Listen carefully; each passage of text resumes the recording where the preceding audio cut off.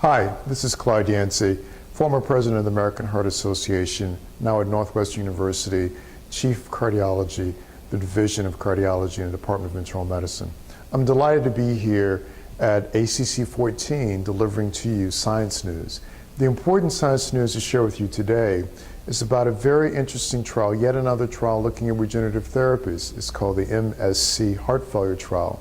About 60 patients were brought into this trial, randomized to either receive placebo or to receive mesenchymal cells. We're still trying to understand what's the right source for regenerative therapies. Is it bone marrow derived cells, mesenchymal cells? Are there some other cells, growth factors, etc.? But regardless, the future of the treatment of left ventricular dysfunction must necessarily entail a better understanding, a better embrace, and hopefully a greater utility of these regenerative therapies.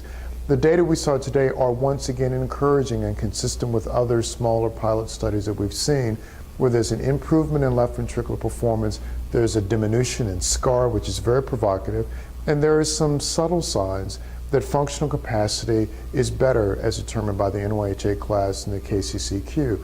But here is the critical question.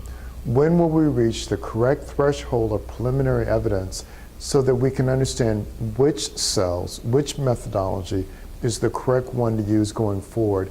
And when can we get to a point where it's safe and reasonable to go forward with a definitive phase 3-like trial, if you will, to really understand if this is the future of the treatment of left ventricular dysfunction? It's very tantalizing. It's fascinating science, but now we have to get to the threshold of clinical medicine. Is it ready for clinical medicine? I anticipate that one day soon we'll be able to answer those questions. Thank you for your time and attention to Science News, American Heart Association, on site at ACC 14. This is Clyde Yancy.